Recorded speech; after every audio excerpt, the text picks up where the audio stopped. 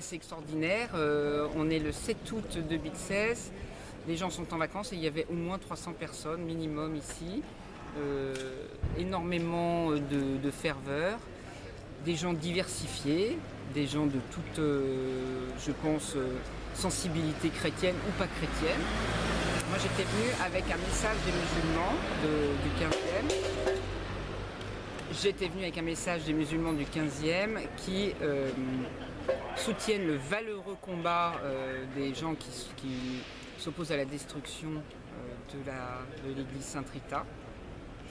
Et que je vais moi-même rejoindre maintenant pour aller partager un repas avec eux et leur apporter les paroles et les messages de paix issus de cette messe, issus de Sainte-Rita.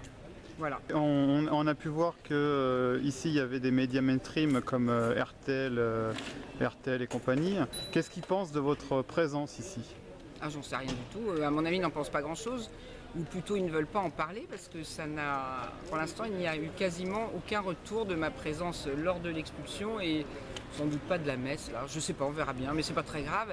Ça montre qu'ils n'ont pas une grande volonté de montrer justement la diversité et la modération de ce mouvement, qu'on veut réduire la communauté des gens qui défendent cette église à des intégristes. Ils sont partis vous interviewer ou pas? Pardon? Est-ce que les médias sont partis vous interviewer, en profiter pour au moins relayer votre parole pour ce que vous en pensiez, quoi? J'ai été interviewée par une journaliste de RTL, oui, j'espère que ça passera à l'antenne.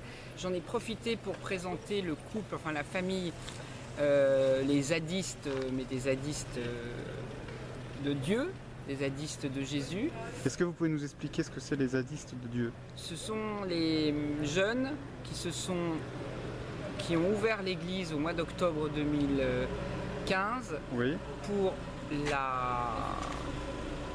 y habiter, pour qu'elle ne soit pas démolie, en pensant que c'était en étant à l'intérieur qu'il fallait être expulsé, qu'il y aurait le moins de possibilités et de retarder la destruction de l'église. Pour autant, il n'avait pas d'autre logement. La jeune femme Tatiana est enceinte, va accoucher le 2 septembre et ils n'ont plus de logement aujourd'hui pour cause. Venez voir, viens voir. C'est muré, voilà, c'est muré, il y a des messieurs de la sécurité. D'accord, ils ont muré la porte de l'église pour éviter qu'on rentre.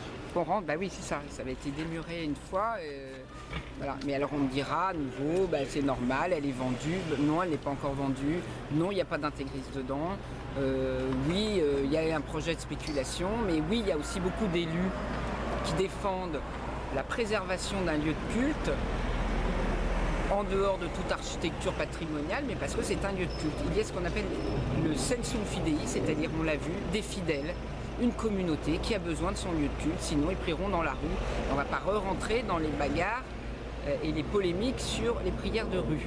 Voilà, au mieux des prières à l'intérieur de la maison de Dieu, et voici une maison de Dieu. Consacrée ou pas consacrée, dire la messe, c'est la consacrer. D'accord, merci beaucoup Frigide. Je vous en prie, merci.